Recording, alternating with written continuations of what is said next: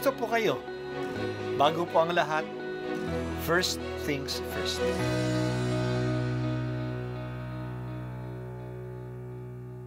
Good morning po. Sinisimulan po natin ngayon ang first things first. At dito po, tinatalakay natin sa unang bahagi ng umaga natin ay ang first readings na binabasa po sa banal na misa. Ito pong tinatalakay natin kasi madalas po kasi marami na tayong alam tungkol sa gospel readings. Pero konti po ang nagsasalita sa first readings. Pero ang first readings, bahagi din po yan ng Biblia, ng banal na kasulatan. Kaya susubaybayan po natin ang mga first readings, basahin po natin at kuminsan kailangan ng basahin ng 2 o 3 beses bago maintindihan kasi hindi po tayo familiar sa mga istorya at sa mga kaisipan na tinatalakay dito. Ang pagbasa mula sa aklat ng Exodo. Noong mga araw na iyon, ang mga Israelita ay nagreklamo kina Moises at Aaron. Sinabi nila, "Mabuti pa sana'y pinatay na kami ng Panginoon sa Ehipto. Doon, nakakakain kami ng karne at tinapay hanggang gusto namin. Dito naman sa ilang, na pinagdalhan ninyo sa amin, mamamatay kami sa gutom."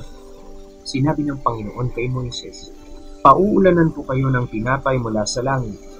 Araw-araw, palalabasin mo ng bahay ang mga tao para mamulot ng kakainin nila sa maghapon.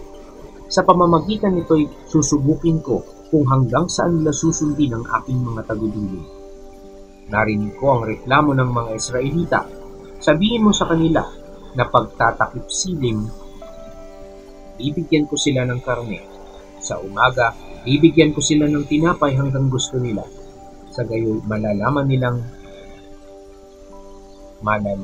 ako ang Panginoon, ang kanilang Diyos. Nang magtakip siling, dumagsa sa kampo ang napakaraming pugo. Kinaumagahan naman ay makapal na makapal ang hamog sa paligid ng kampo. Nang mapawi ang hamog, nakita nila ang lupay na lalatagan ng maliliit at maninipis na mga bagay na animoy pinitig. Hindi nila alam kung ano iyon, kaya't nagtanong sila, "Ano kaya ito?" Sinabi ni Moises, "Iyan ang tinapay na bigay sa inyo ng Panginoon." Ang salita ng Diyos. Salamat sa Diyos.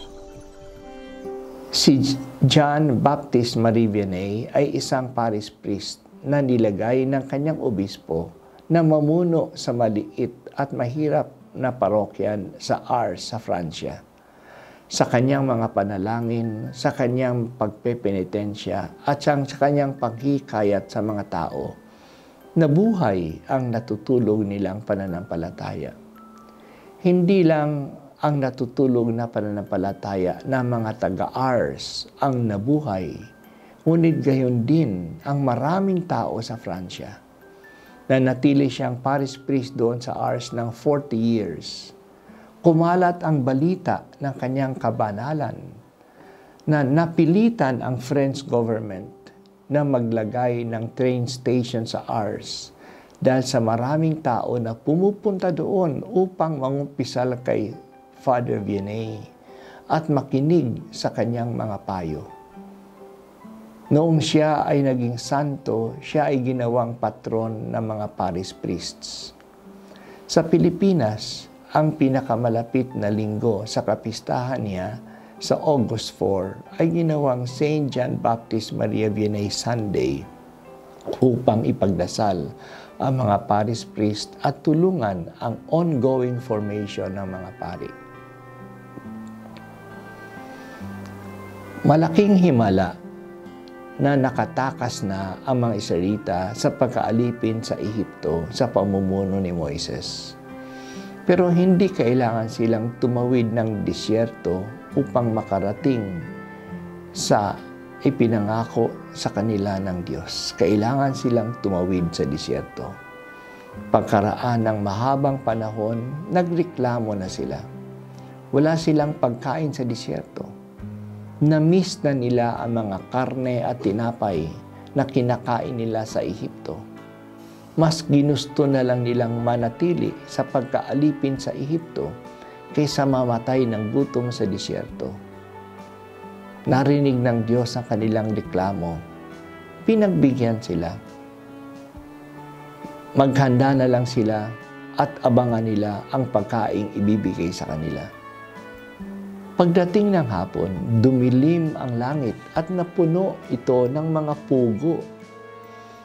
Namulot ng pugo sa lupa sa loob ng 1 buwan ang mga tao. Kumain sila ng karneng ito sa loob ng 1 buwan hanggang pinagsawaan na nila ang karne ng pugo at isinuka na nila ito. Sa umaga naman, may dumadating na makapal na hamog. Pag-alis ng hamog, may nakita sila na manipis na bagay sa lupa. Nagtanungan sila, ano ito? Ang tanong nila, manhu. Sa kanang salita ay ano ito? Kaya tinawag nila ito na manna. Niluto nila ang manna at ang lasa ay tinapay. Ito ang tinapay na galing sa langit na siyang naging pagkain nila sa loob ng 40 taon ng kanilang paglalakbay sa disyerto. Hindi pinababayaan ng Diyos ang kanyang inililigtas. Pinagbibigyan niya sila ng kanilang pangangailangan. Kaya binigyan ng Diyos ng pagkain ang kanyang bayan at sinustento sila sa buong panahon ng kanilang paglalakbay sa disyerto. Ang problema ng mga tao, hindi sila naniwala. Nagreklamo sila. Mari naman silang magdasal at humingi. Pero nagreklamo sila na para sa kanila, pinabayaan daw sila ng Diyos.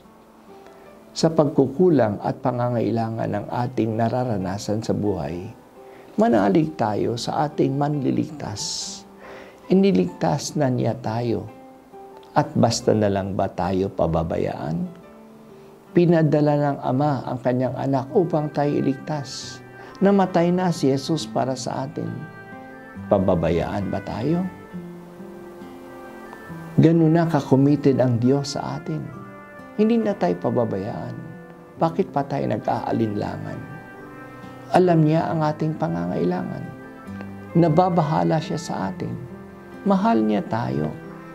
Magdasal tayo ng may pag-asa at huwag magreklamo. Ikaw, Panginoon, ang nagbibigay ng pagkain na nagbibigay at bumubuhay sa amin. Salamat sa pagkain ito. Hindi na nga manna sa disyerto, ngunit katawan at dugo mo na ang ibinibigay mo sa amin. Tinatanggap ka namin sa banal na komunyon ng buong pagmamahal at pasasalamat.